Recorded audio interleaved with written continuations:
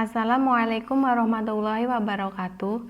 Perkenalkan, nama saya Arini Baroroh akan mempresentasikan diskusi kelompok kami tugas farmakoterapi terapan dengan kasus reumatoid arthritis. Seorang perempuan usia 42 tahun penderita reumatoid arthritis datang memeriksakan diri kembali ke suatu rumah sakit karena perburukan gejala penyakitnya. Pasien rutin menggunakan methotrexate 2,5 mg 6 kali seminggu selama 7 bulan terakhir dan natrium diklofenak tablet 50 mg 3 kali sehari bila terjadi pembengkakan dan rasa nyeri pada persendian, dan asam folat tablet 400 mikrogram 1 kali sehari.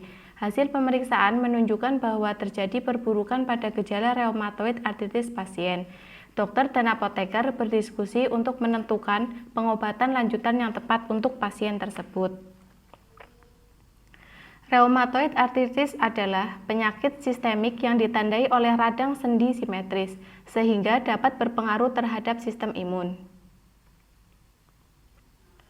Patofisiologi. Peradangan tulang karena proses autoimun pada RA ditunjukkan dari pemeriksaan laboratorium dengan adanya rheumatoid factor dan anti-CCP dalam darah.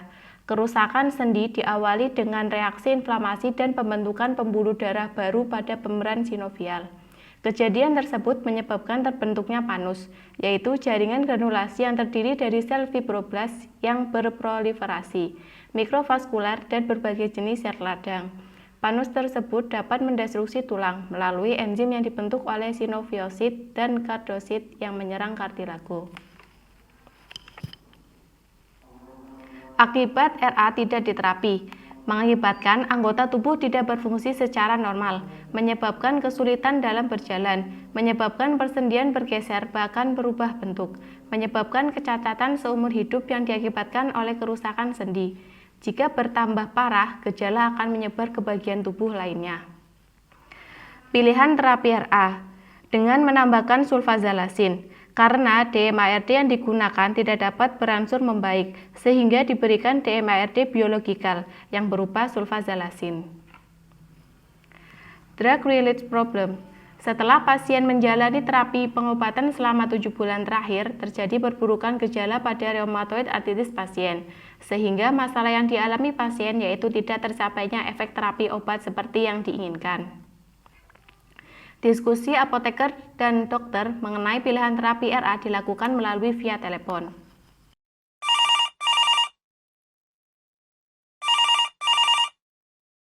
Halo, ada yang bisa saya bantu? Selamat siang, Dok.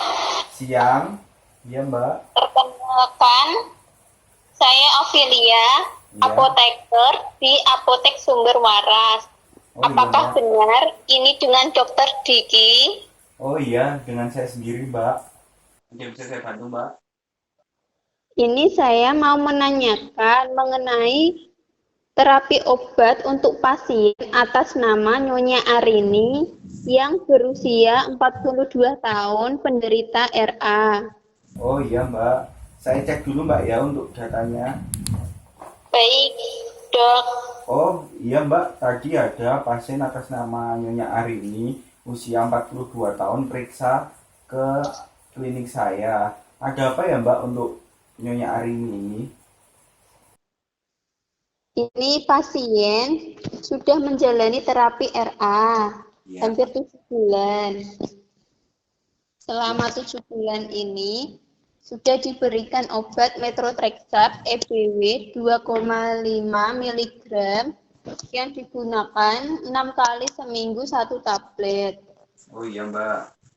Kemudian ada NA-diklofenak 50 mg digunakan 3 kali sehari 1 tablet. Terus Mbak? Kemudian ada asam folat 400 mikrogram 1 kali sehari 1 tablet. Oh iya Mbak. Begini Dok, masalahnya pas ini datang untuk mengeluhkan kondisinya yang mulai memburuk. Oh gitu. Menurut literatur yang pernah saya baca, Untuk pengobatan RA dengan monoterapi DMARD tidak memberikan perbaikan gejala pada pasien. Oh iya Mbak. Jadi, kita bisa memberikan kombinasi dengan biologikal DMARD. Gimana, Dok? Oh gitu. Ya nggak apa-apa Mbak, diberikan aja. Terus menurut Mbak, itu obatnya apa ya Mbak yang Mbak rekomendasikan untuk pasien yang atas nama Nyonya Arini ini?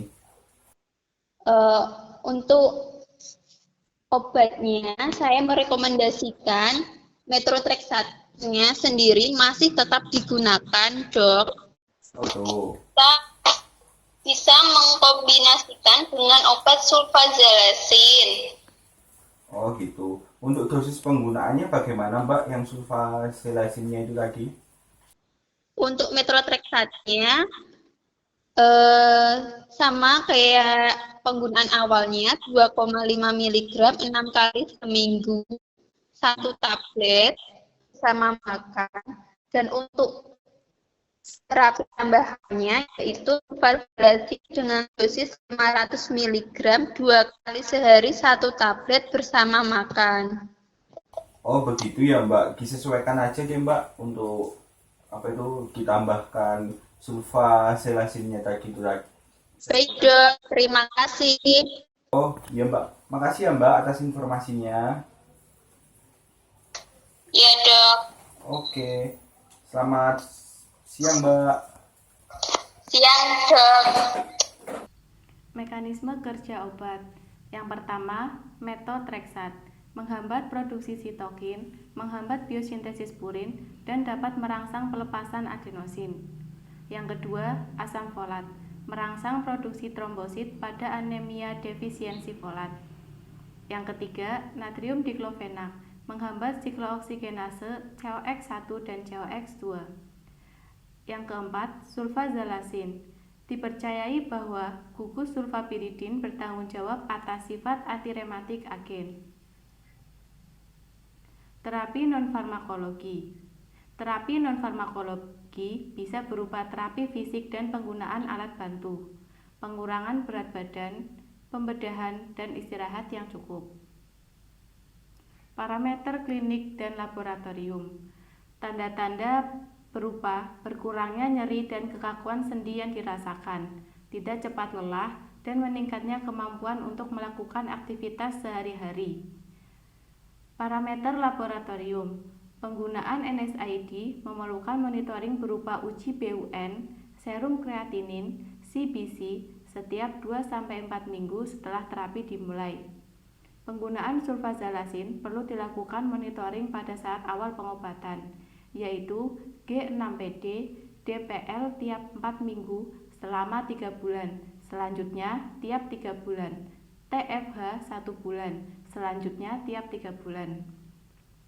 Penggunaan methotrexate perlu dilakukan pemeriksaan yang meliputi darah perifer lengkap, LED, CRP, RF atau ACPA, serta pemeriksaan fungsi hati dan ginjal. Percakapan antara apoteker dan pasien. Ibu, perkenalkan, saya Ophelia, apoteker yang bertugas hari ini. Apa yang bisa saya bantu? Saya mau menebus resep ini, Mbak. Baik Bu, apa benar ini dengan Nyonya Arini sendiri? Iya, Mbak, dengan saya sendiri. Baik Bu, Ibu boleh duduk dulu, saya siapkan obatnya. Baik, Mbak. Pasien atas nama Nyonya Arini, 42 tahun. Iya, Mbak. Ini Bu, obatnya. Ada 4 macam obat. Yang pertama ada methotrexate, digunakan 6 kali seminggu 1 tablet bersama makan. Kemudian obat yang kedua ada sulfasalazin, digunakan 2 kali sehari 1 tablet bersama makan. Obat yang pertama sama yang kedua ini untuk rematiknya ya Bu. Iya, Mbak. Kemudian ini ada obat natrium diklofenak, digunakan 3 kali sehari 1 tablet sesudah makan. Ini untuk nyerinya. Kemudian yang ini asam folat digunakan 1 kali sehari bersama makan. Apa ada yang ditanyakan, Bu? Oh iya, Mbak. Berarti ada 4 macam obat ya, Mbak? Iya, Bu. Apakah Ibu sudah paham? Sudah, Mbak. Baiklah, kalau begitu untuk mengetahui apakah Ibu benar-benar sudah paham, Sudah, Mbak. tolong dijelasin ulang ya cara penggunaannya. Saya akan mengulangi. Obat ini Methotrexate 1 tablet 6 kali seminggu bersamaan dengan makan.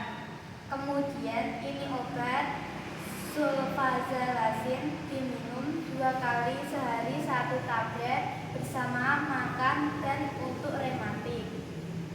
Kemudian ada natrium diklofenak diminum 3 kali sehari 1 tablet sesudah makan ketika nyeri. Obat keempat, asam folat diminum 1 kali sehari 1 tablet. Benar, Bu. Selain minum obat ini, saya sarankan Ibu juga harus berhidup sehat, yaitu dengan mengkonsumsi sayur-sayuran dan buah-buahan. Selain itu, Ibu juga harus mengurangi makan makanan yang mengandung lemak, daging merah, kacang-kacangan yang bisa menimbulkan rematik. Ibu bisa kambuh. Gimana, Bu? Udah paham apa belum? Udah, Mbak. Baiklah, Bu, ini obatnya. Ibu bisa membayar di kasir sebelah sana ya, Bu. Iya, Terima Mbak.